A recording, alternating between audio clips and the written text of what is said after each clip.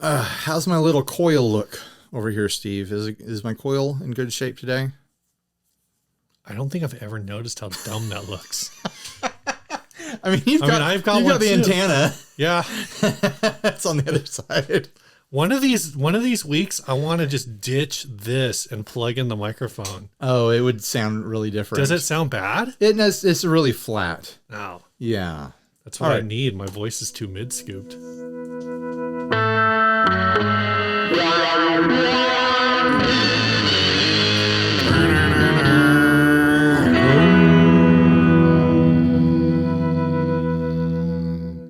Hey, Steve. What's up? You ready to make 899 losers feel really sad? And I'm Steve, and this is 60 Cycle Hum, the guitar, bike, selling, training, modding, fixing, breaking, reviewing, playing podcast. And I'm Ryan. I was supposed to intro by saying my name, but who cares? You know who we are. This is the episode where we find out who's going to win this fully stocked out, loaded Matthews Effects pedal board from Sweetwater. I did a video about this and was like, hey, send us ads from the Sweetwater Gear Exchange. And if we pick yours, then you win this board. Well, we're changing it up a little bit because we got nearly 900 entries. So I figured it would be fun to feature more than just one of them. So we're going to do 3 Sweetwater Gear Exchange entries in this video. And we're going to do the thing that Steve and I do every episode where we normally pick a winner and send them a $25 gift card. But instead, this time when we pick a winner at the end of the episode, they're going to win this bad boy. Which is like, I did some rough math in my head. This is like $1,300 worth. Yeah, this is what, six Matthews pedals? I figured it was like 500. I think it's like it's a 200 for the pedal board and a Chalks DC7. I didn't even count the patch cables. Patch cables. I couldn't think of the word patch cables. I didn't even patch. It's probably worth $1,500 after tax and everything like that. Like it's a serious little pedal board. It makes a lot of sounds too. So let's get into the first ad. It's not automatically a winner. There's going to be 3 ads. Is this clear? Just want to make sure things are clear so people don't get upset as the video goes on. And they're like, well, did you say there's going to be 3 winners? No, there's going to be 1 winner, 3 ads, 1 winner. And then next week, we're going to do 3 more ads that people sent in, and there will be 1 winner in that group as well, but they'll win a $25 gift card to the retailer of their choice, as long as it's convenient for us to get a digital gift card. I feel like it should just be to Sweetwater, but I guess if it's international, that doesn't. Yeah, we're going to leave it open to international people.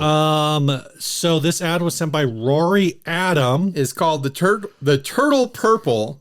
That's what I wrote down. Teenage Mutant Ninja Turtles LP Special. Donnie, to be specific. Feel free to reach out privately to discuss specifics. Oh, this mod, I told you, is a mod collection. All right. This mod collection 2020 Les Paul Special has a turtle purple finish. The modifications consist of custom turtle purple finish with purple peg face, complemented by tortoiseshell plastics and back plates, and a pair of tortoise center toaster pastry P90 pickups. It weighs 7.5 pounds and comes with a soft case. What is the mod collection? The mod collection is, I don't really know how to explain it, but the way... In a way, we're all mod collections. Oh my gosh.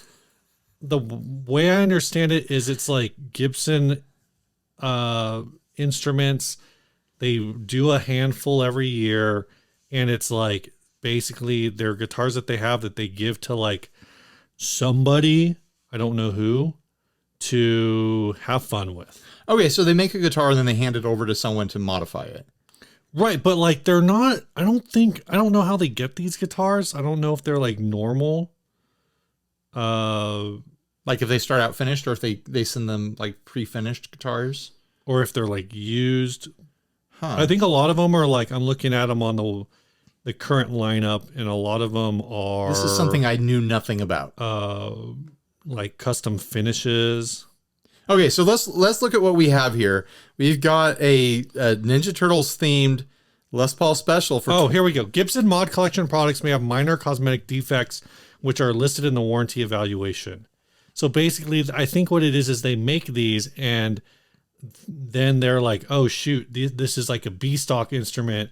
So then they send them back through The mod shop? like the mod shop. And the mod shop gets crazy with them? Yeah. All right. So like this one is a white, an ivory Les Paul. It's their way of upselling their oopsies. Yeah. That's wild. That's innovation, Gibson. It's actually, well, what's funny is we actually were talking about that the other day. Yeah. Gibson innovating here. So we've got a Ninja Turtle themed Les Paul special for $2,500. You know, it's funny that you point out the mod shop stuff, because when I was looking at it, it was like, before I had read anything, I was like, are these modifications someone did after the fact? Because like, it looks really clean, but like anyone could swap pickups and knobs. And then like they sprayed like a candy green coat over the back and sides of it. Right. Like, is this actually a factory guitar, or is that the case? And it's funny that both answers are true. It is a factory guitar. Gibson did the modification though. So it is an after the fact modification. How weird. So what let's take a look at this. Let's figure out. Did you notice the posts on the stop tail? Yeah, is that like a foot? Is it a peace sign? It's a peace symbol, dude. Why is it a peace symbol? It's been a long time since I've You mean why is the peace symbol a peace symbol? No, like what does it have to do with Ninja Turtles? Absolutely nothing. The Ninja Turtles are not interested in peace. They are interested in kicking the foot with their feet. Yeah, so what? Yeah. All right. So I have no idea why there's peace symbol posts on it. The back of the neck is green as well. Did they like have to respray this, or is it like my initial suspicion that it's a candy coat over yellow? I don't know. It might be. Wait, is the back? Oh, the back plates are semi-transparent. Look at that. You can see like that's neat. Wires and stuff through, but like a really dark red transparent. Maybe it's just the tortoiseshell transparent. Yeah, I don't know. I don't like. Okay. Do you think this looks cool? Are you into it? Yeah, I think it looks cool. I think it sucks. I don't think You think it sucks? I don't think it looks good. Wow. Like Which part do you think sucks? I think there's just too much. It just feels like a grab bag of mixed up stuff. Like I think if like the bridge being black hardware with chrome posts. That is weird. That's weird. Really. The purple knobs and purple headstock, like they barely feel connected. In fact, like in the photos, the headstock barely looks purple, but it is. Yeah. But it barely looks like it. Well, what's funny is the knobs barely look purple in this picture, but is there another like that doesn't look purple to me? Yeah, well, purple is one of those colors that disappears and turns gray really quick from a distance. In this picture, the close up, I can tell there's something wrong with the knobs, but I can't tell specifically what. This one looks purple. It needs a pick guard. It needs a pick guard with like the turtle shell design on it, but then they'd be getting really close into the territory of copyright infringement with the Teenage Mutant Ninja Turtles, whoever owns them right now.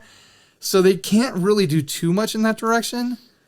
But there's something about the sides being sprayed green up to that edge that is catching my eye weird. The purple on the yellow is catching my eye weird. The purple headstock's catching my eye weird. I don't know. It all just like, it feels like a hodgepodge. It feels like a home modified sort of situation. And this was probably brand new, like $3,000. Yeah. And it looks like a clown guitar. It looks like a circus guitar. Oh, maybe here's a Gibson Les Paul special in So Gold 2300. So maybe this was like, but still it's north of $2,000. Right. Like if they had left, like honestly, I think leaving the guitar yellow throughout and then giving it a green pick guard or green, well, they want the tortoise shell. So give it a tortoiseshell pickguard, give it green P90s, and leave out the purple stuff.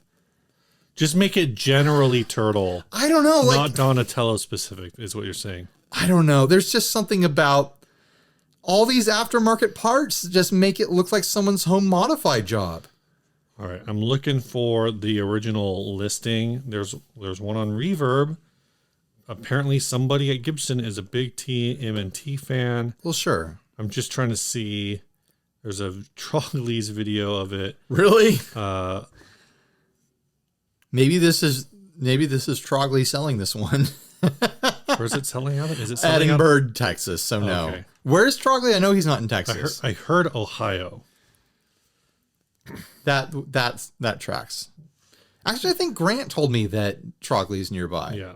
All right. So yeah. Yeah, I'm Ohio. seeing this listed. Oh, I'm seeing this listed on Reverb as well. It's 2,400, which I suppose is also what 2,500 from Sweetwater, probably to cover shipping. Yep.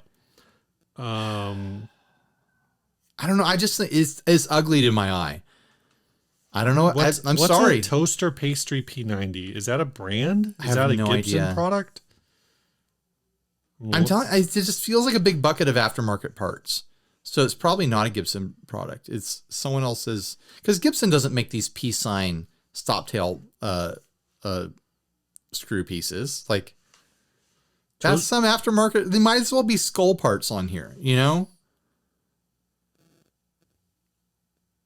Yeah, they don't. I don't see anything about.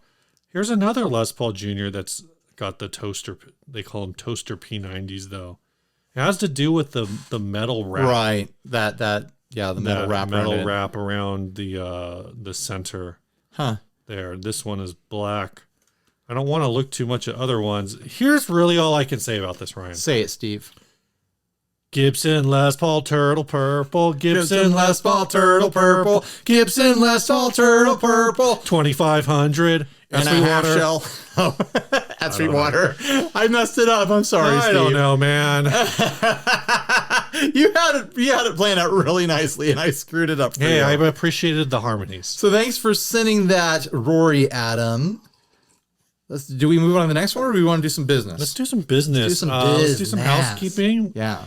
You know, sometimes I think about spreading out the housekeeping when we have more than one. Just to be clear, that one hasn't won yet. There's 2 more ads coming. We're not sure which of the 3 is going to win. We were going to decide at the end. We won't know until I just want to make sure no one's getting excited or getting their heart broken just yet. Wait till the end of the episode to have your heart broken. Okay, go ahead, Steve. I always go back and forth. Like, should I spread out the Patreons? Because we always end up doing like several, and then the next episode we do none.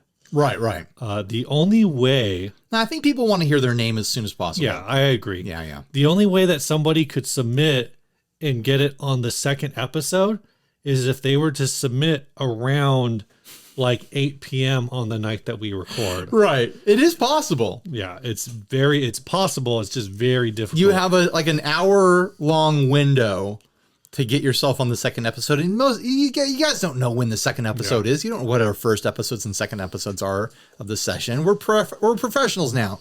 We do the same quality of work both episodes. The same low quality of work both episodes. Right. So guaranteed. if you want to support the making of this program, you can head on over to patreon.com/60cycle Humcast, like these folks did at the $1 a month level. Actually, both of these folks paid for the entire year. You can pay for the entire year at once, and you actually get a 1 month discount. Wow, free month. So at the $1 level, we got Snarky K. Hey, Snarky. And Ash Walker. And at Walker, the $5 level, I'm gonna butcher this name. Josh. I got Josh. Oof, that was a rough one, Steve. Josh Gowerk. I think it's Gowerk. Yosh Gowerk. Why did you go with Yosh? Oh, did I mispronounce Josh? It's such a difficult name. All right. Anyway, everything from the Patreon goes to support the making of the show. And while it did not go to this Sweetwater Matthews board, it will go for whatever gift card we give away next week with the rest of the ads we go through. So every week we're picking our favorite ad of the week and sending that person a $25 digital gift card from the retailer of their choice. And Steve says he wants to do it forever. Could be. He wants to do it forever and ever. Like we thought we were just going to do it this year. Steve's like, no, I want to do this. It's fun. I like it. Every day of my life for the rest of my life. Not okay, every Steve? day of my life. We'll make your dreams come true. We'll keep giving money away. Do it once a week. Jeez.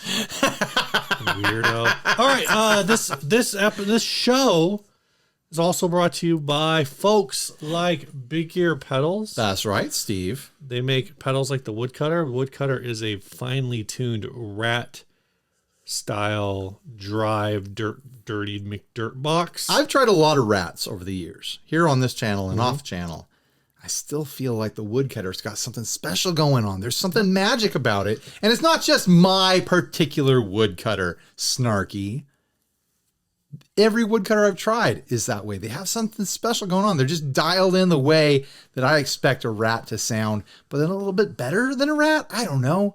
Like this is the one that I grab when I want a rat. Yeah, if you want to find out more, head on over to bigearpedals.com. Get on their mailing list so you can find out when they have new products available. They're a 2-person shop, so they tend to build in batches and then release everything at once. This episode is also brought to you by Chase Bliss. I still write them down as CBA, but they dropped the audio. It's just Chase Bliss now. Chase Bliss now. That's because they're getting into flavors. It's not just audio. There's also like flavors and scents. You know, there's things. There's visual treats. Chase Bliss. There are visual treats actually. Chase Bliss visuals. The field guides. Those are visual. Yeah. We've got the new mood here. Chase Bliss cologne. That's coming soon, right? Aromatherapy. Yeah. Chase Bliss aromatherapy. What if they took whatever of the old school wood boxes they have left and like ran them through a wood chipper and then compressed them to extract all of the oils out, then use those oils to make a line of colognes? Think about it, Joel. I think they're busy enough making really cool pedals that people want to buy and like make weird sounds. If you want to find out more about those super cool pedals, head on over to chasebliss.com. That was like the tightest 2 ads that we've like ever done. We're pros. Yeah. I almost missed on purpose. That would have been funnier. I almost missed sincerely. This next ad was sent by Evan Bocher? I think Evan, thanks for sending this ad. And this is an ad where it's like, is it Bochet? Bochet. That sounds fancy.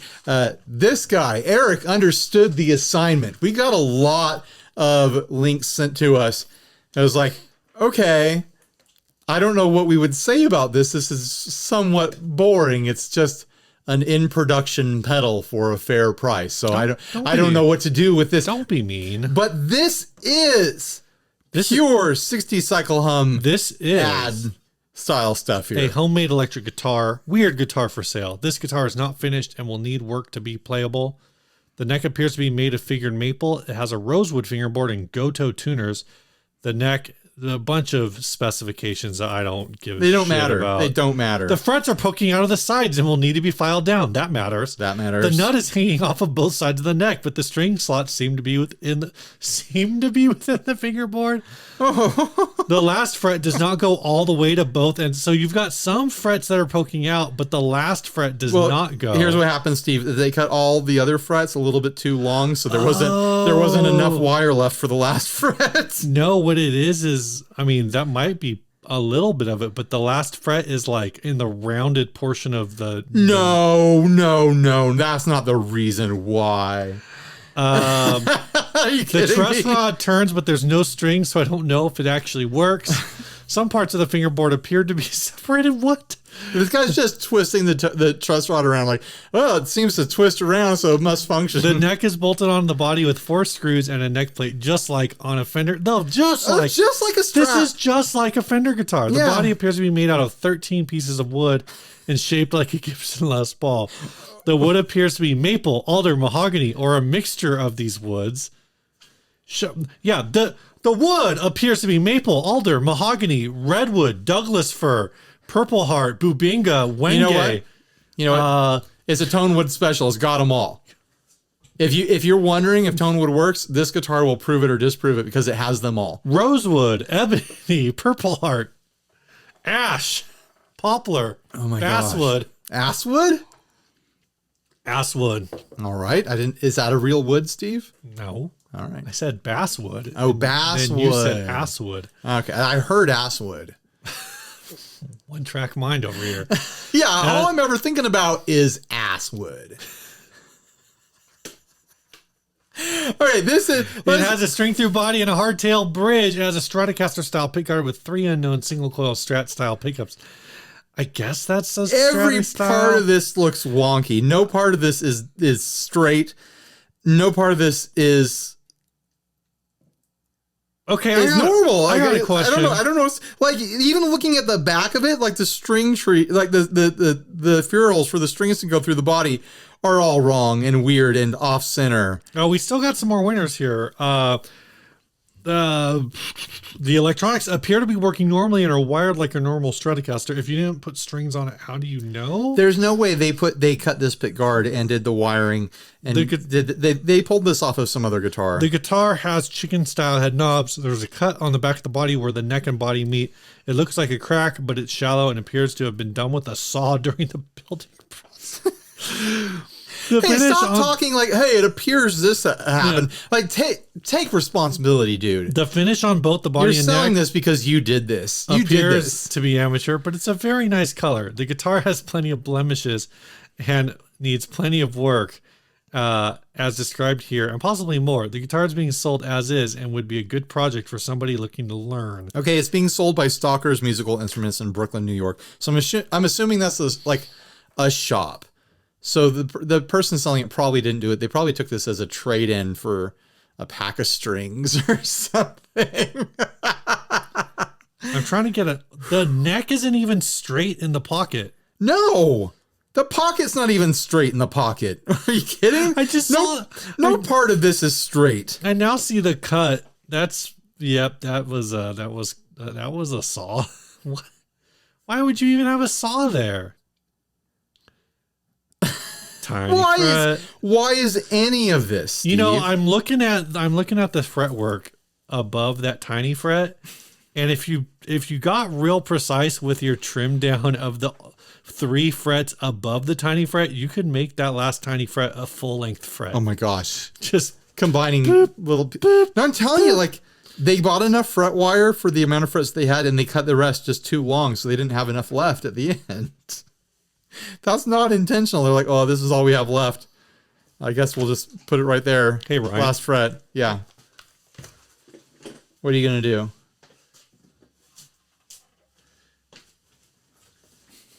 The finish on the body is a bit amateur, but it's a nice color. That's true. This is a guitar that I wrapped in aluminum foil and then did a candy coat on, and I drew Paisley on there with markers, and it is bumpy and lumpy and very far away from being professional. Like it was an experiment. I think it's clearly an experiment. It's more professional than this. I don't know. I think the clear coat on this looks smoother to me, but it's still like you can see a wave in the clear coat on the neck. By the way, the neck does use like a beautiful piece of wood. Look at the figuring in that. There it is. Okay, this is $250. Used Americana solid body electric guitar, homemade walnut. That's a wood I didn't name. SSS Stratocaster Les Paul Fender Gibson. See, you don't need to read the details anymore, Steve. You've already read enough about this. The cutaway, the lower horn cutaway. Like that's the. Why does the neck look uncentered in the entire guitar? Because it's not centered. And the bridge isn't centered in the entire guitar. And that huge lump of fleshy wood right underneath the fretboard. Why even have a cutaway? Like, why even bother with the cutaway on this? And then the headstock, like, you know what, I can't dog on the headstock too much. It's probably the best part of the whole thing. Like the best executed part of the whole thing. It wants to be metal. It wants to be some sort of weird BC Rich headstock, but at least it's not off center as far as like it probably is, but the rest of the guitar is so wonky that I can't tell. Well, you know, I'm looking at it and I think it's just kind of got that SG horn thing going on where it is off center, but it's off center. It's asymmetrical for sure. It's ever so slightly not off center. Now I'm looking at the tuning pegs now, and like the middle tuning pegs, the A and the B, are not centered in between the E and the D. What's with this random little screw I don't know. right here? I don't know. Did there used to be a string butler on this thing? Wait, okay, if the truss rod adjustment's there, then what's that? No, that's like a piece of wood to space it, dude. That's not the truss rod adjustment. There's like a little chunk of wood in the heel. That's so they didn't have correct intonation, so they had to space it back a bit. No, I think that's like the other end of the truss. It looks metal. You think that's metal? I think it's metal. Metal!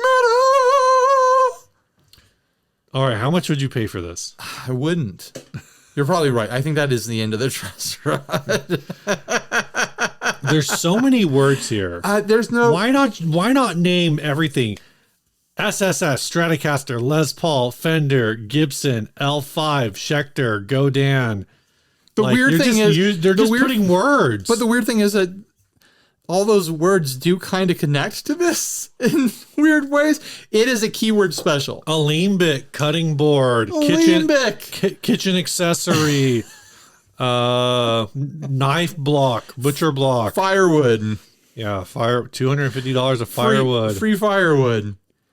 I don't see anything on this that has me going like, oh, I'd salvage that. Like it's this is chicken head. I would salvage the chicken head knobs, but not for $250. Yeah, so there's $6 worth of knobs on here. Cool. Cool. No, there's nothing salvageable about this. This is a give it to a buddy for free. Like the curse is placed upon your head. This is wall art. Is it though? Is this something you put on the wall? I think it is. As a conversation starter? And $40 shipping. It's essentially $300 guitar. You can get yourself a really, really great guitar for $300. You know what the problem here, Ryan, is I think these are all New York rates. They're selling it on the internet. Hey, I'm guitar in here. For $300, you could get yourself a great guitar. Like a good guitar. An average guitar. You could get a guitar that you could play for the rest of your life. A mediocre for $300.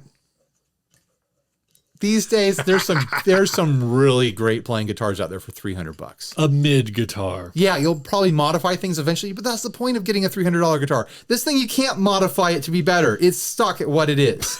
You could modify it to be better. You could swap pickups. You could swap tuners. You can't swap the position of the neck heel, Steve. Yeah, you can. You can't swap the fact that everything is off center on this guitar. Ryan. Dremel exists.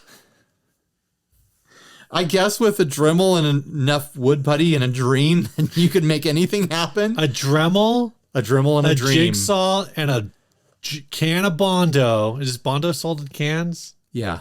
Tubes? I don't know. Cans. Some caulk. Yeah. Get yourself some caulk. Get your caulk all over it. Yeah. Just pump it full of caulk. Yeah, exactly. But you're going to lose all that. What is this stupid freaking string tree? It doesn't make any sense. Right. And then it's so that you can swap the strings or opposite sides of that star. I have no idea. Oh, I bet I know exactly what it is. It's because sure let's hear this. They didn't space the tuners correctly, and so the strings are touching the middle tuners, so they're wrapping it around the. It doesn't make any sense the way I'm describing it, but none of this makes any sense anyways. Oh gosh, put this thing out of its misery. You might be right. No, they wrapped it around. They wrapped the strings around the thing because oh no, the strings are touching. They needed 2 string trees to do it correctly, and they didn't do it correctly at all. Because the strings were wrapping around the middle tuning posts. Oh my gosh. The strings from the D and the G were touching the tuning posts for the A and the B. Yeah. And then after they drilled it all up and they installed the tuners and they start the last step, they're putting strings on there. Then they realize they're like, Oh no. Oh, weird. This doesn't work the way I thought it should. None of this works the way they thought it should. Good God, man. I bet this thing never had a set of strings on it. No, it did. It probably did at some point. But, oh, man. Yeah, the guy played one song, then he burst into flames, and that was the end. If you're going to build a guitar, there's no shame in starting with a kit. You don't have to start from scratch like this guy. He didn't start from scratch. He started with an old cutting board and some leftover parts from some import Strat copy. This is ridiculous. What? How it? All right, let's keep going. Oh, I never even looked at the nut up close. It doesn't look like it overhangs that bad. You look at this picture. It's overhanging quite a bit. Yeah, you're right. Was this neck a production neck and he modified it? This neck looks like the neck that was on that that Filipino guitar I had. I think he made the neck. I think he pulled the fretboard off an existing guitar.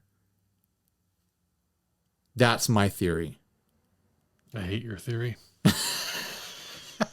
Look how thick the fretboard is. Where did he get that fretboard? Cotton Eye Joe. Where did it come from? Where did it go? If he pulled the fretboard off of something, why is the fretwork like? Yeah, that's beyond terrible fretwork. Here's the thing, though. The frets look straight. There's no way he did this fretwork. Jeez. The frets are on there straight, and they actually look like they're correctly spaced. Yeah. Which would be a huge surprise if the person who built the body cut the frets. I don't believe that happened. I think he stole the fretboard off a pre-existing guitar. But I think it was like some kind of cheap classical guitar for some reason. Because that fretboard looks super flat, and it doesn't have any inlays. Oh, I didn't even notice that. And classicals don't usually have inlays, right? I don't know. Do I look like I play classical guitar? I barely play guitar. Dude, did he pull the fretboard off a classical guitar? Maybe you don't think the whole neck was on? No, I think look at the way that neck connects to the body. He carved that neck out of a piece of lumber he bought from a lumber yard. And then put a truss rod channel in. And the neck of wood has some really neat figuring on it. Like he went and got like some furniture grade wood. And tried to carve his own neck. And you know what? Honestly, I don't think that's grain. I think that's just a bad paint job. You might be right. Look at the back of the body, right? The back of the body is two different finishes. Right? Look. Yeah. And so I think he just he took this neck to Finish Town. It's like, hey, I love Guy Fieri's shirts, but what if Guy Fieri's shirt was a guitar neck? Bam. That's a different. But look at the shape of the neck as it meets the heel. Like this is not a factory neck that he modified the headstock on. Like this, he got a chunk of wood and he tried to carve his own neck. He's like, I can make a better neck. No, I don't think. I think the roundness of the back of the neck is too clean. This neck came. Maybe this neck came from something horrible, but maybe he started out with a kit neck and he just kept whittling it down. All right. It is straight. The neck does appear to be straight. It's the only straight part of the guitar.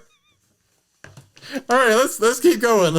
We've got to get to the last ad so that we can pick a winner. So that all 900 of the people that entered. It's not 900 people because a lot of people entered many times. It's probably a good 300, 400 though. I bet 300, 400 people entered. It's like 600. You think 600 people entered? 500, 600. I'll say 600. Ryan. Right. Yes, Steve? What's new? That's a good question. I'm getting ready to play a Dinosaur Ghost show in about a month. We have a midday show booked in Ocean Beach, July 2nd, I think. I'll be posting details. That's a Sunday. Yeah, that's it then. It's the Sunday before July 4th. Yep.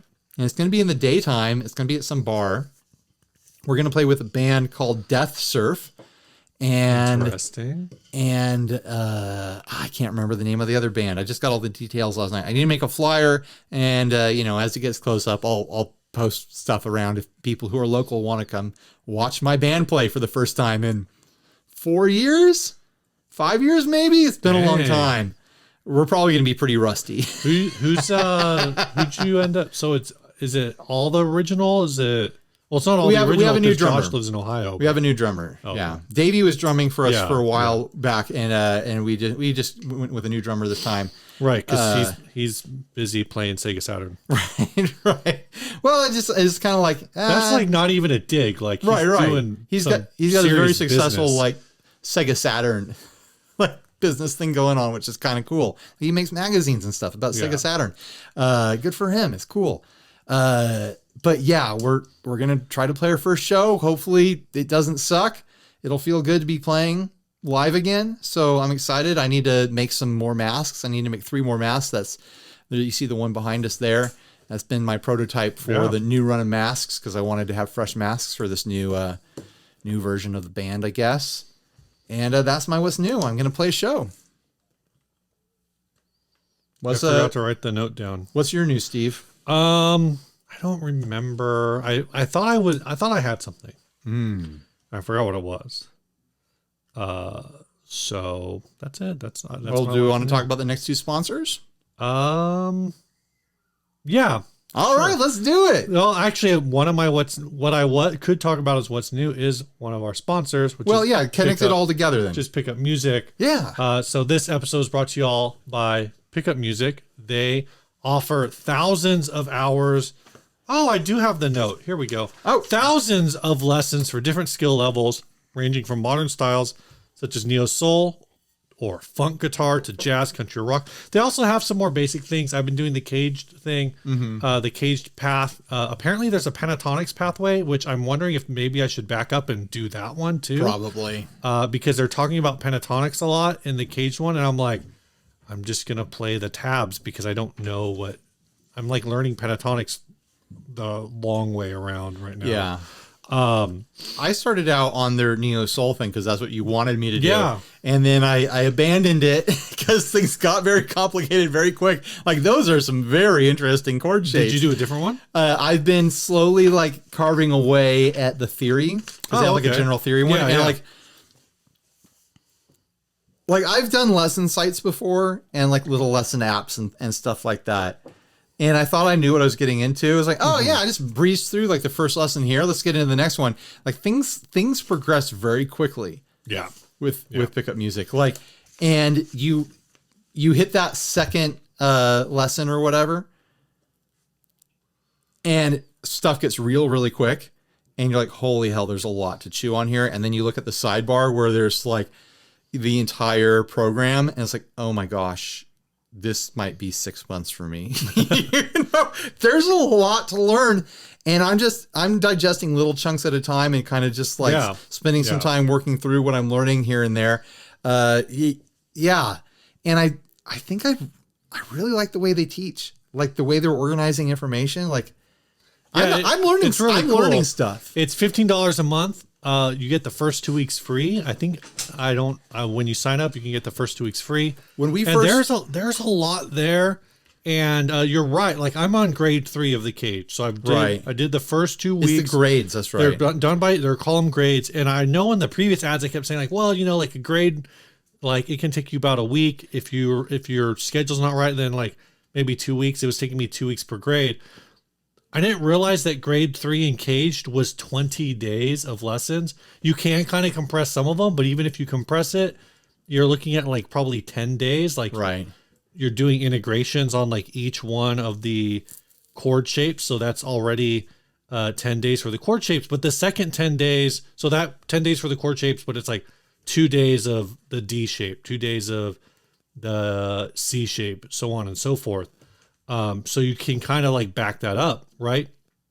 And combine those 2 days into 1 day and just spend 1 day on the G shape and do both days at once.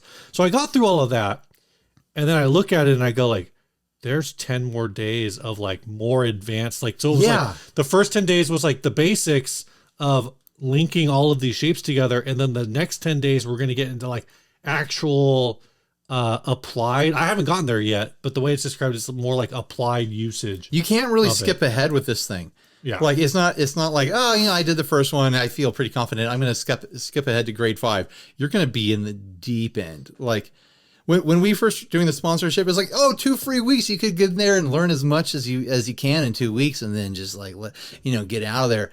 Now I'm like, yeah, you can get a good idea of how the site works in 2 weeks. Yeah. The wealth of knowledge that's there, like you're going to scrape the surface. I think 2 weeks is enough time to pick a topic, do 1 grade, submit a video, and get feedback on the video, which is one of the cool features is they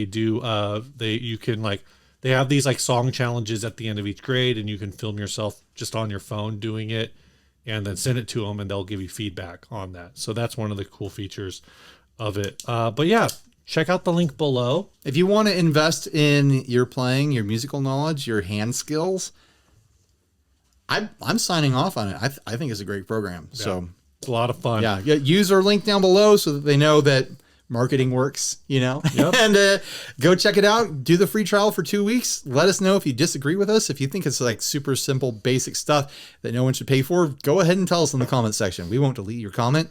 We open criticism of our sponsors and anything that we talk about, like, because that's real life stuff. Yeah. Like, tell people what your impression is. Speaking of which, our next sponsor is Established Titles. Just kidding. Our next sponsor is String Joy. These are strings. They're crafted in Nashville, Tennessee. They're played on stages worldwide. They're hated and loved in guitar groups near you. I was playing one of your guitars that has String Joys on it, and I really need to get some for myself. What gauge do you want, Steve? I know. I just want 10s or maybe 10 and a half. I'm gonna order some more coated 10s, and I'll make some coated 10s. I'll get you some coated 10s. I really like the coated 10. I think they were 10 and a halves that I went with last time. I really liked those sets. I had strings break on a couple guitars recently, and I couldn't remember when I put the strings on them. And I was like, wow, I finally get to put String Joys on these now, because I think I had other strings on them. Like I've been playing my harmony a lot in my Gen X midlife crisis band. Right. And I got to finally swap on the String Joys. They feel great. It feels awesome to have a fresh set of strings on there. They're strings. They're made in Nashville. You can order custom sets. What else do you want us to say? Like, I'm never going to tell you like, oh, these are extra special, the best strings. There are no other strings are like them. They're strings. I enjoy them. They feel great. They sound great. I've been enjoying them. They're guitar strings. Check out the link below. There's a description. Use code HUM for 10% off. Boom. That's it. Boom. We did it. We sponsored the whole episode. The rest of this episode is free now. We're in the free zone. Ryan, what's our topic? Well, we had, I screen grabbed it, so let me pull it up here. It is from Lee Buck. We call out for topic suggestions in the Facebook group. So if you're not in the Facebook group and you don't want to be, that's fine. But if you want to be, go look for it. He asks, guitar misconceptions people who don't play have thanks to pop culture. We don't need to get as specific as pop culture, but like misconceptions about like how guitar works. Right. I think is an interesting, topic. Like, no matter what you're into, like when you encounter a layperson who doesn't really have a working knowledge of it, they're going to get details wrong, which is totally fine. We get details wrong on stuff all the time. We don't know what we're talking about most of the time. But like, I think there are common experiences where it's like when you encounter someone who really is not familiar with guitar and they either do something weird or they ask something weird, and you're like, oh, you really don't know how guitar works. Right. Yeah. Do we have any examples of that, though? I think this topic's dead. We don't have anything to say. We're done. Cool. No, I think, and of course, post what you think some of the misconceptions are down in the comments below. Sure. I think one of the common ones is like, I hear terminology get mixed up a lot. A lot of times, the one that I hear the most is back when I was younger, I would hear this all the time. Like, oh, I really like what you're playing there, but it would be a lot better without all that reverb. I could hear your dad while you were saying that. but it was like all distortion. Right. And it's like confusing. For some reason, distortion and reverb get confused. And I've heard that from other people. I was doing an impression of my dad. But I've heard that from other adults. Right. No, like people not understanding what the effects are. I had a personal experience, not personal. I was listening to a radio show when I was a teenager. It was forever ago. I had a personal third-person experience. I had a third-personal experience. I had a personal experience listening to an anecdote. I was listening to... It wasn't an anecdote. It was an interview. A local radio Zoo Crew morning show that I used to listen to a lot when I was a teen and in college. It might have happened when I was in college. It doesn't matter. Mm-hmm. And they were interviewing Gary Hoey. Remember Gary Hoey? Yeah. And so he would do this thing where he would like tour around to radio shows like to promote his Christmas albums, I think. Right. And he would like jam like riffs and songs and stuff on air and do it live, and that was his way of promoting himself. Mm-hmm. And I distinctly remember the radio hosts like getting really curious and also kind of confused that his guitar sound kept changing, because they assumed, and you found out like from listening to the conversation, they assumed when they heard someone playing a guitar and it was, screaming heavy metal distortion, right, that was the sound of that particular guitar.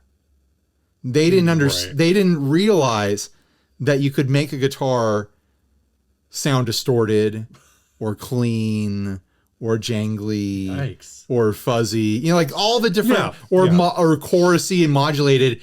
Like I got the very real sense that they thought each guitar has a unique different sound as far as like effects go. Like they didn't know what effects were. This is my distortion guitar. Right, this is my phaser guitar. This is my reverb guitar. I think about that a lot when I'm talking to people who are like family members and stuff. This is my delay guitar. That are lay people, and they look at the guitar, like the various guitars I have, and what they probably imagine what they must sound like. Oh, there's a clean surfy guitar. There's a heavy metal guitar. I mean, and like you can't describe them that way as far as like how they play and how you interacted with them as a player. Right. But then like they can all sound clean. They can all sound distorted. No, that's false.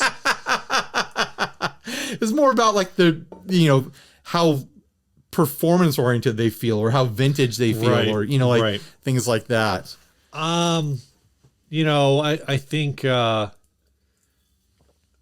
think this is a misconception that's changing. Actually, it's talking about pop, like in terms of pop culture misconceptions.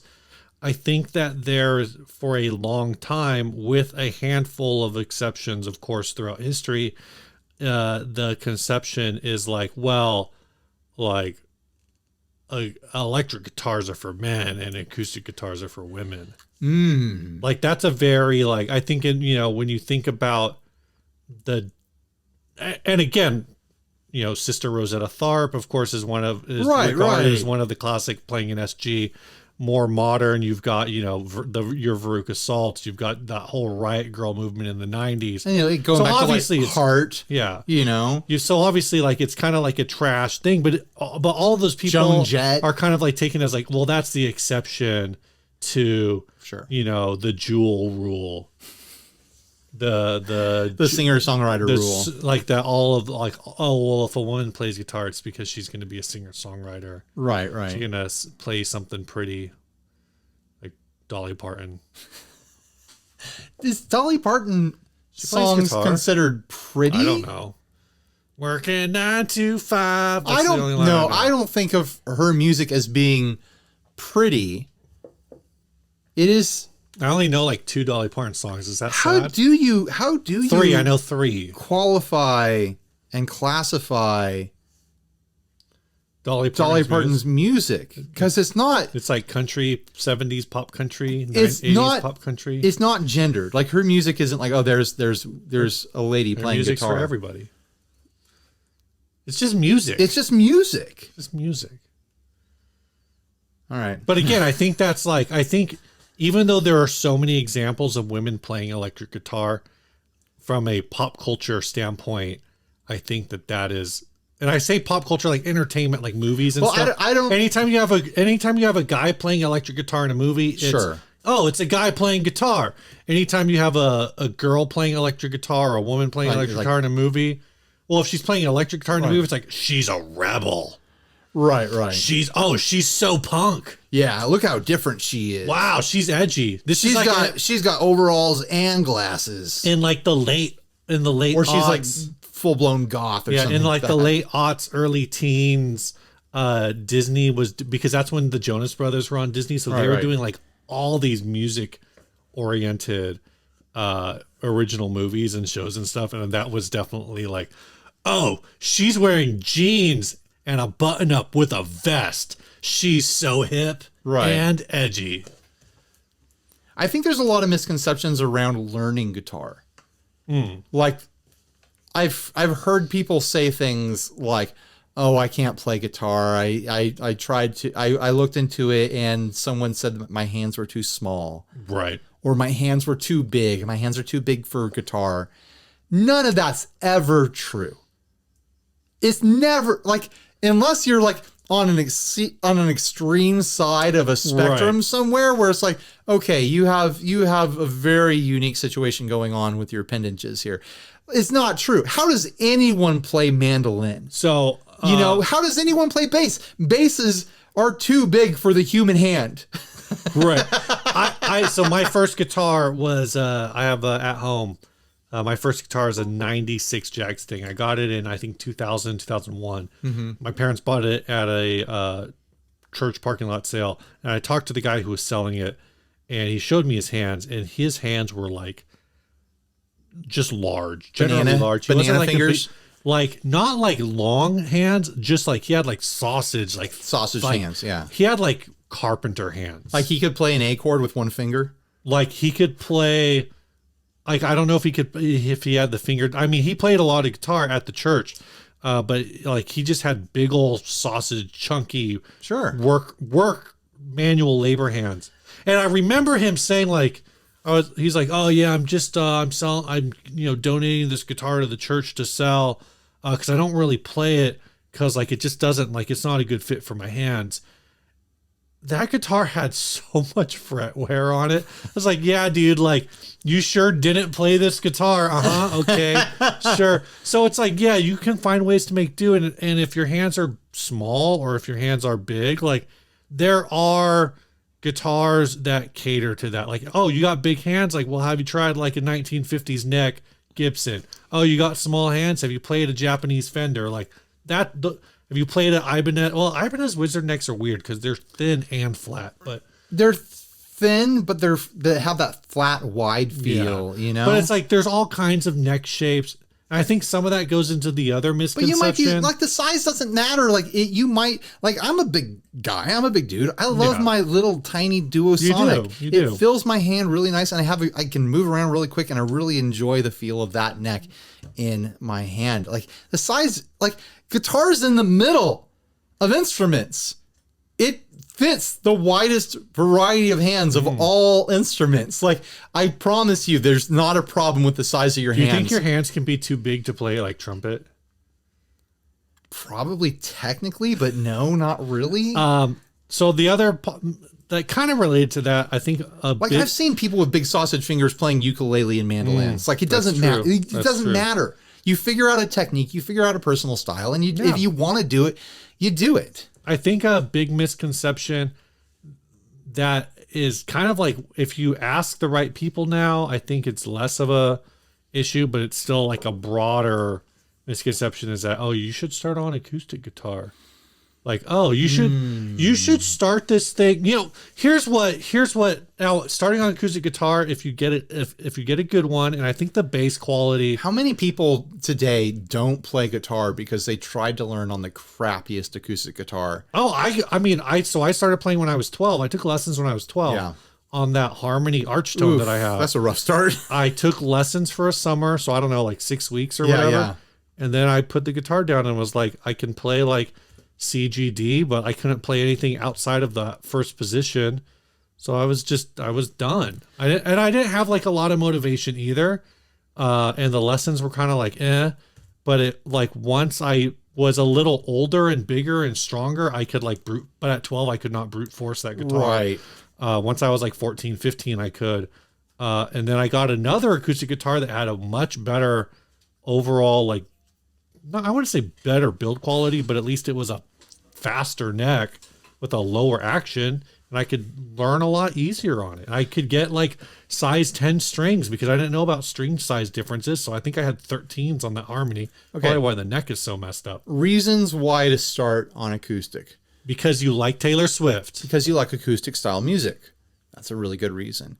Because it's more simple.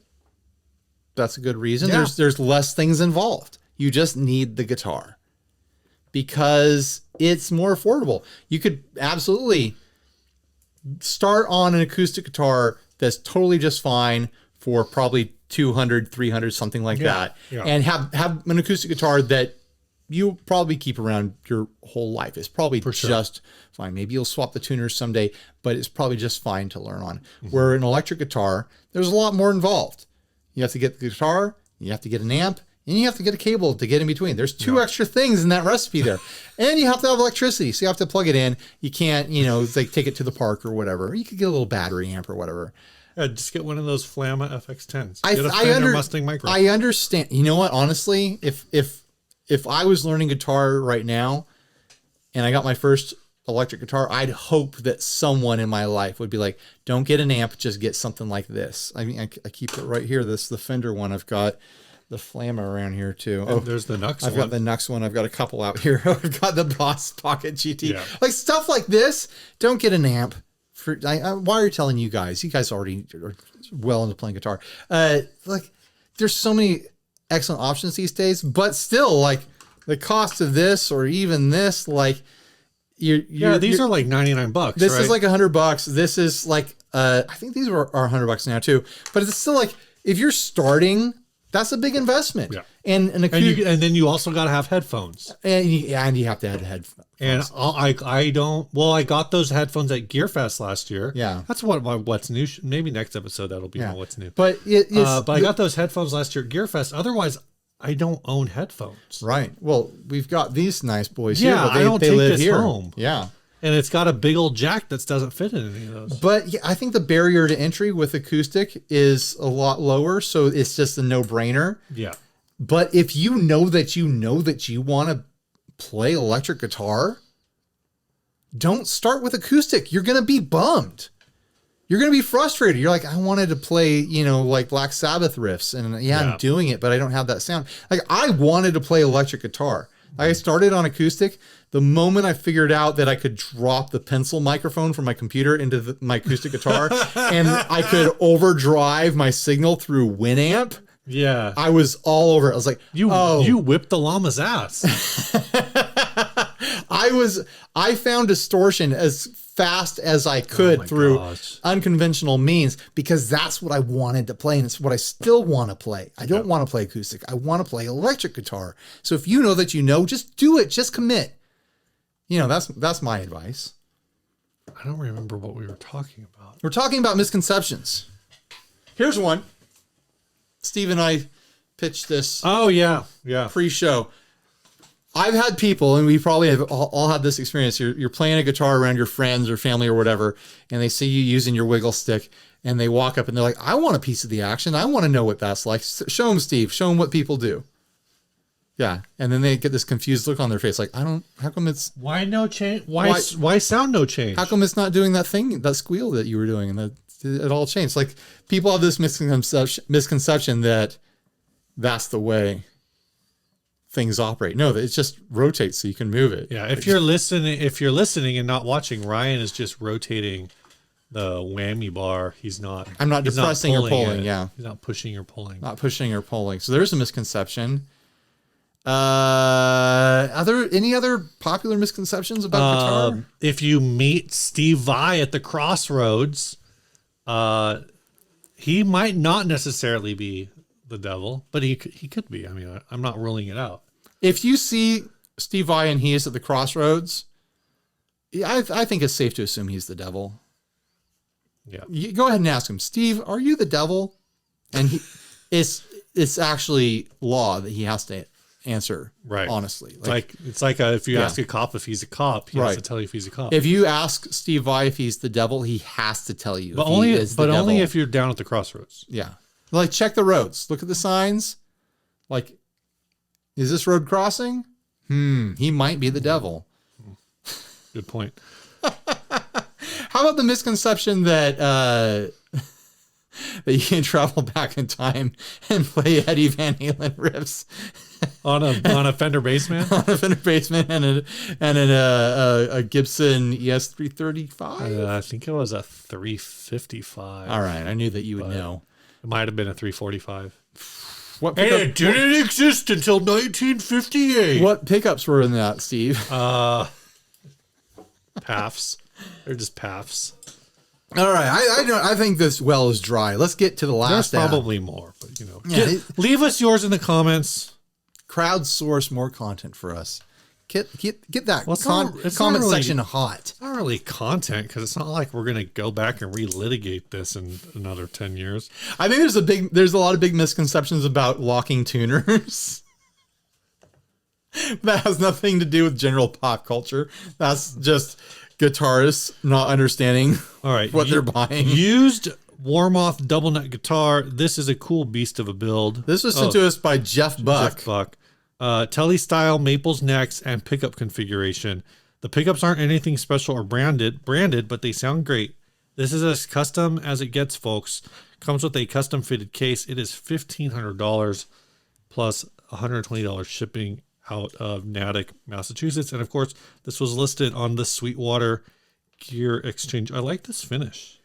Yeah, the sparkle on black. Excuse me. Gosh. It's a fun finish. I'm not a big fan of moto a lot of the time, especially like colored motos. Like black moto, on the right guitar can work. I'm not a fan of it here. I think I would have much preferred even a flat black pickguard would have looked classy, or a mint pickguard on this would have looked really cool. This guitar has a lot going on. There's a lot going on here. Locking tuners, a battery pack. I have questions about the bridge on the top guitar. So first of all, like usually when you see a double neck guitar, it's like 12 string and 6 string, or it's like baritone and 6 string, or it's like humbuckers or singles, or it's like SG style above a Telecaster style. Like it's usually different things. Yeah. This is essentially the same thing twice. It's 2 Nashville Tellys, but the variance is the bridges. You've got a Strat style bridge on one with a wiggle stick. Am I seeing a piezo bridge? There's wires coming out of all those saddles on the top one. And at first I thought that thing mounted behind the bridge was like a G bender, B bender sort of thing. Now I'm wondering if it's one of those things where it applies a rotary wheel to the string to give you like violin sounds. Oh. But I'm not sure it is. Can that all be top mounted though? Because there's no rear routing shown. I don't know. I do think that this is some kind of it probably is like, some sort of string bender. It's like a ghost pickup system. It might not be the actual Graphtec Ghost, but it's something similar. It kind of looks like if there's a Wilkinson Telly Ghost, Telecaster Ghost bridge. Sounds spooky, man. Is this going to give me nightmares? It's already given me nightmares. The case for this thing's huge. Yeah. It looks like ridiculous. It looks like you would keep a mixing board in it. Oh man, double necks are so inconvenient in every way. I would rather bring 2 guitars to a gig than a double neck. This is ridiculous. I don't know what this thing is. I don't know if it's supposed to be some kind of bender situation. I think it's some sort of bender. I could be totally wrong. It has a battery situation here, so that must be for the piezo. Yeah. Locking tuners on both necks of this. Technically, this whole guitar is a 12 string. Sure. Whatever you say, Ryan. It's amazing Steve has put up with me for this long. We're coming up on our 10-year anniversary, guys. In 20 episodes. This is 480. Episode 480. We're going to have a 10-year anniversary of this podcast. That's crazy. I have no idea what this bridge, like I've never seen. The only thing in my life I've done longer bridge. than 10 years is be married. Steve and I are podcast married. Yeah, I don't think we're going to be able to solve the mystery of this bridge and then they don't freaking tell you anything about it. You think it would be important information, right? Yeah, justify $1,500 to me, please. Honestly, it looks like a solid build. I don't feel like there needs to be a lot of justification for the $1,500 price tag on this because it's such a unique thing. You think this is worth $1,500 if it was just 2 6-string bodies smashed together? Like, you're assuming there's something unique about whatever going on. I'm just saying I'm getting good confidence out of the build itself. Everything looks really clean. Everything looks well done. Everything looks competent. All the hardware looks legit.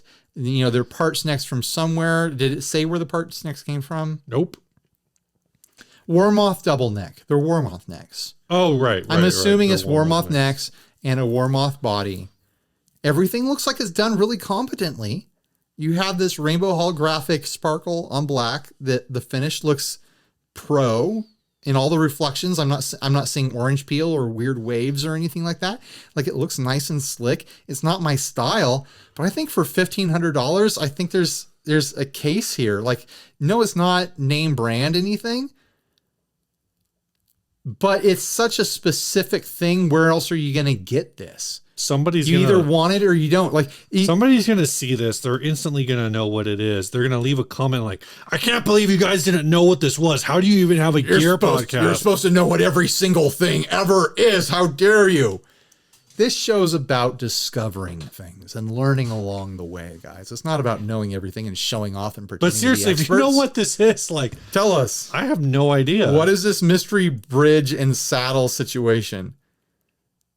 Maybe the person selling it doesn't even know because it's being sold by Music Go Round Boston. You'd think they would be able to call out what the parts are. Come on, Music Go Round. I don't know. I think they just buy things. And then they Come on. I don't know. $1,500 plus $120 shipping. The shipping is what gets me. Free ship. Come on, guys. Free ship on this. But I really think it is the sort of thing. I give up. Where if you see this and you want this, you have a need for this or a desire for this. You don't know if you need it because you don't know what this is. You know if you need this. You know if you need a double noctelli where they're both 6 strings, the same scale. You know, like that is such a specific thing that the other details will come into play later. You are right in that I do love Telecasters, and this is 2 of them technically. So. Like, I guess one could be to a different tuning, and that could be the point. Or it could literally just be different styles of bridges, right? Give you different playing experiences. I honestly bet that the top one uses some sort of wild open tuning to go with these detuning bridge things that we're seeing here. Like, I really suspect that's what's going on. But if you have any inkling at all that you want this, the price kind of doesn't matter. Because if you were going to build it yourself, you would spend way more than this making this happen and way more time. So you're going to look at this and be like, $1,500? Yeah, I might as well. Might as well. It's the quality looks good. It looks like a solid build. It's Warmoth parts, so it's probably fine. It's a Hipshot T-style retrofit. What is the point of this? Multi-tuning bridge for Telecaster. Ooh, is it like you flick a lever and it changes the tuning of the string? Oh my gosh, freaking Warwick is like, you're on our German website. I'm like, dude, just let me read it. Independent detuning of all strings. Yeah. So this guitar has... It's called a Hipshot Trilogy. This guitar has potential to have 3 tunings built into it. You have the bottom guitar, probably set to standard. Then you have the top guitar set to who knows what, with a variation of who knows what, which is also a who knows what. Like, this is a 3 different tuning guitar. The Trilogy is the answer for players who use open and alternate tunings for slide or just to come up with new ideas. With a simple flick of the lever, you can instantly retune or transpose accurately and easily to the tuning of your choice, even in the middle of a song. You have hundreds of tunings. This tuning setup will allow you to tap into 729 tunings. Well, that's combinations across all your strings. Yeah, like yeah. how many of those tunings are actually functional? Yeah.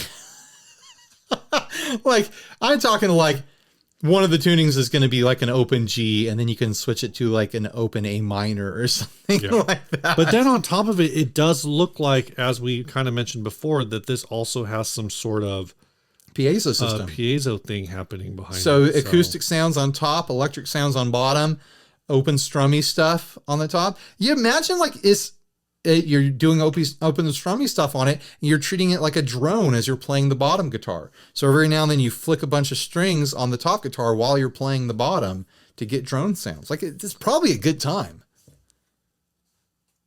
Yeah, those are definitely, I think, replacement.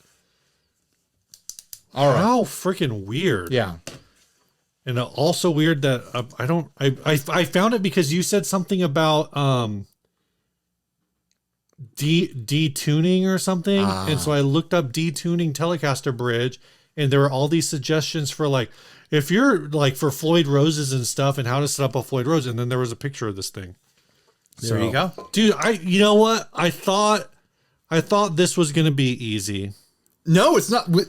I was just thinking that we got some really good ads. I'm going to be totally honest with you guys. I got close. I got through close to like 300 of the submissions. Did you go in order? Yeah, I started from because I wanted, and you know what? There were a ton of repeats. Like there were certain guitars, certain listings where it just got it over and over and over again. So I wanted to make sure I got the first instance of that in the email address. So I started from the very beginning, working my way forward. You started at the bottom, and then now you're here. And it's just, this has been 3 really good ads, and I thought I knew which one it was going to be, and now I'm like, I'm not sure which one you're going to pick. I think I know which one I'm going to pick. I don't know which one I'm going to pick. It depends on the criteria that I use to pick. Which criteria are you going to use, Steve? Because we have to give away this pedal board right now. I know. We have to pick a winner right now, Steve. I know. We can't put this off. Ryan, I know. Is it going to be the turtle guitar? Is it going to be that super wonky Fender-less alembic thing? Or is it going to be this double neck Telecaster? All right. Pros and cons list. All right. Straight out, it's not the Teenage Mutant Purple. I agree. It was interesting to talk about, but kind of ugly. Not my favorite. So we are in between that wonky like home project thing and this super clean double neck thing. Yeah. So the SS Les Paul is like kitschy village art. I mean, if you asked me which one I would want to own, absolutely the double neck Telly over the other one. But which one did I enjoy talking about more? The double neck Telecaster, I learned about this bridge that I will never own because can't imagine ever having a use for it. But I have to flick a pick. But I learned something. So I will say that I learned something. The Spin Doctor's pick is ready in case we need to make a decision. The SS Les Paul is definitely stupider. Oh, way stupider. But that made it more fun to talk about. Imagine like someone shows you a double neck Telecaster and both necks are the same scale and the same pickup loadout on both Telecasters, and somehow that is less stupid than another guitar. Like that. unless you have do you have anything to add to this pros and cons list? I don't. Then I know the pros, I know the cons. I am going to say that I am voting for the SS Les Paul. Because the main thing about... That's from Evan Boucher. Evan Boucher. And the reason I'll say is this. As much as I enjoyed this Double Trouble from Jeff Buck, very, very good ad. Very good ad. If all I figured out was, okay, I assume it has a piezo bridge, whatever, and a Strat bridge, it really wouldn't have been that interesting. Right. It was like the deep dive and then finally figuring out. If I didn't figure out what this bridge was, it would have meant nothing to you. I don't think I would even be considering it. I think you're right. Evan Boucher, congratulations. You just won this fully loaded Matthews Effects pedal board, courtesy of Sweetwater. Huge thanks to Sweetwater. Huge thanks to Matthews for helping this all go together. Huge thanks to all 600, maybe 500 of you that entered into this giveaway. Like, you guys really scoured the Gear Exchange website. Like, if there was something that was worthy of being here on the show, you guys found it. And Steve was crunching the numbers, and he was saying that if every ad was unique, which it wasn't, there was a lot of repeats of cool stuff that maybe we'll cover it in other episodes, that we would have gotten like 20% of the inventory of the guitars of the guitar gear industry, of the guitar gear inventory of the Gear Exchange. We would have gotten 20% of the inventory, almost 10% of the total inventory with all the entries that we got. Yeah, we got a lot of impressive, and they're still coming in. Yeah, we got a lot of the same stuff. So if you suggested these ads, sorry that you didn't win it. Evan Boucher got this one in first, so he is the winner of the pedal board. Stay tuned to next week. We're going to do 3 more ads that you guys sent in for this contest, and the winner is going to win a $25 gift certificate to the retailer of their choice. What an incredible giveaway. It's not as incredible as this, because this is pretty wild.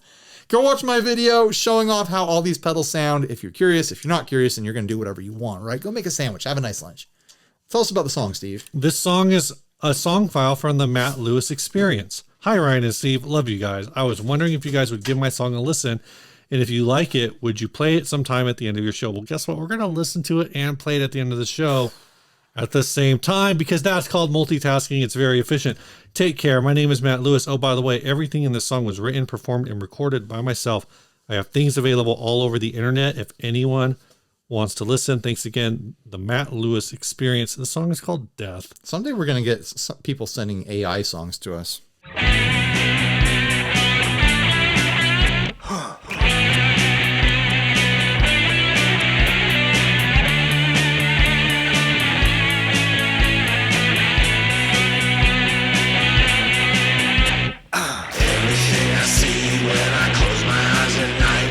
It's nothing but a blackness, not a single drop of light. Like an empty afternoon with nothing to do. Dusty sunshine shimmers through my dirty window pane. Like a million galaxies on my fingertips, and a million tiny men tearing me to bits. I've gotta find my way out, and I've got to do it quick.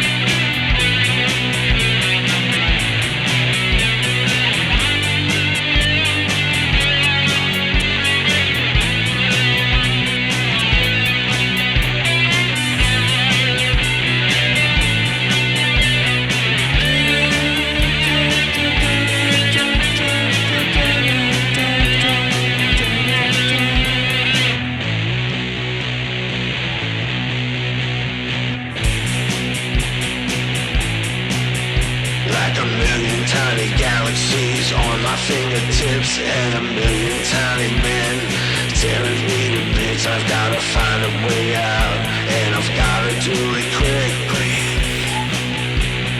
Everything I see is coming to a head. When I close my eyes, everyone is dead. I like it. That was fun. That was a lot of fun. Had kind of like a Rob Zombie sort of thing going on there. Mm-hmm. I like it. Send more stuff. We'll listen to it. And we'll play it on the show. Bye, everybody. Stay grounded.